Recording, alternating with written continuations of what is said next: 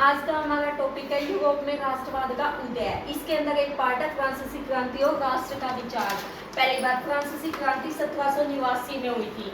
राष्ट्रीयता या राष्ट्र किसे कहते हैं? जब देश के प्रति उसमें रहने वाले व्यक्तियों में सामूहिक भावना, विशेष स्नेह की भावना पैदा हो जाए और वो अपने राष्ट्र के लिए कुछ भी करने को तैयार हो जाए तो उसे राष्ट्रीयता की भावना कहते हैं। जहाँ पे एक समान भाषा हो, जाति हो, धर्म हो, समान इतिहास हो और वहाँ पर स्पेशल प्यार दिखाई दे लोगों के अंदर, उसको राष्ट्रीयता की भावना कहते हैं।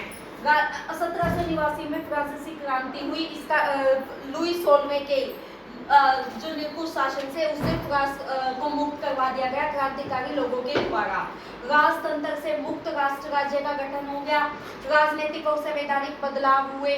पितृभूमि और नागरिक ये दो विचार आए जिन्होंने एक संयुक्त समुदाय का उदय करवाया। मतलब पितृभूमि जो हमारी खुद की भूमि है और नागरिक हम एक देश के आजाद नागरिक है, इस भावना ने संयुक्त समुदाय का गठन करवाया। एक फ्रांसीसी झंडा दिया गया इसको, जिसका तिरंगा नाम दिया गया। एक झंडे के अंदर समान अधिकार और एक संविधान जब लागू हो गया तो लोगों के अंदर क्रांतिकारी विचारों का गठन हुआ।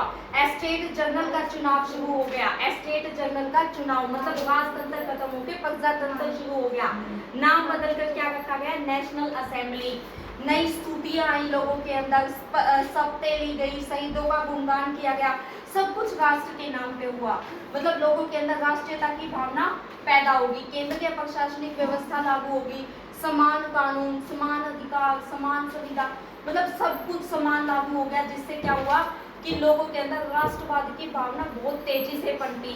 क्रांतिकारियों ने घोषणा कर दी कि यूरोप में जितने भी राष्ट्र हैं उनको क्यों ना सभी को निरंकुश शासन से मुक्त करवाया जाए। निरंकुश मतलब जिसपे कोई अंकुश ना हो, जहाँ पे प्रजा अपने अकॉर्डिंग शासन चलाए, ना कि एक राजा।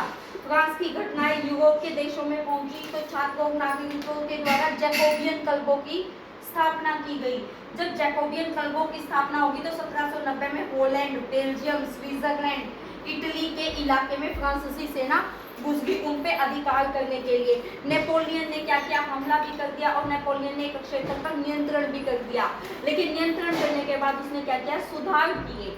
वही सुधार जो फ्रांसीसी क्रांति के बाद हुए थे, लुई 16वें के निरंकुश शासन से आजादी पाने के बाद। ठीक है, तो उसने सबसे पहले क्या किया कि वहाँ पे समान कानूनों को लागू कर दिया। एक समान आचार संहिता लागू कर दी। लोगों के लिए सबको अधिकार दे दिया कि वो एक इलेक्शन में भाग ले सकते हैं, वो अपना वोट डाल सकते हैं।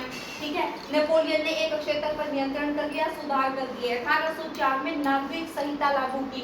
इस 1804 में जो नागरिक संहिता लागू की गई इसको नेपोलियन संहिता के नाम से भी जाना जाता है। इसमें जन्म के पर आधारित जितने भी विशेषाधिकार थे उनको समाप्त कर दिया गया। जन्म के आधार पर जितने भी विशेषाधिकार थे उनको सबको समाप्त कर दिया गया। इसके अलावा क्या किया गया? कानून के समक्ष सब बराबर है, संपत्ति पर सबको बराबर का अधिकार है।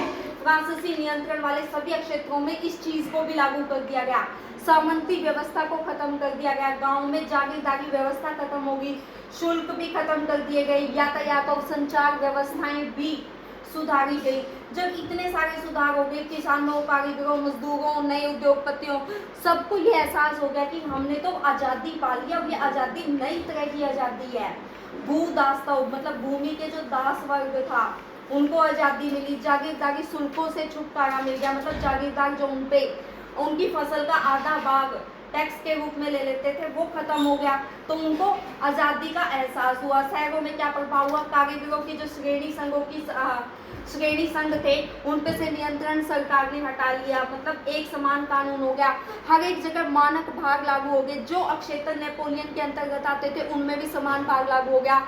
छोटे उद्योगपतियों को ये महसूस हुआ कि क्यों ना हम अपनी वस्तु को कहीं भी बेचें तो क्यों हमें सेम ही रेट में वो बिकेगी, क्योंकि समान मानक भाग लागू हो गया।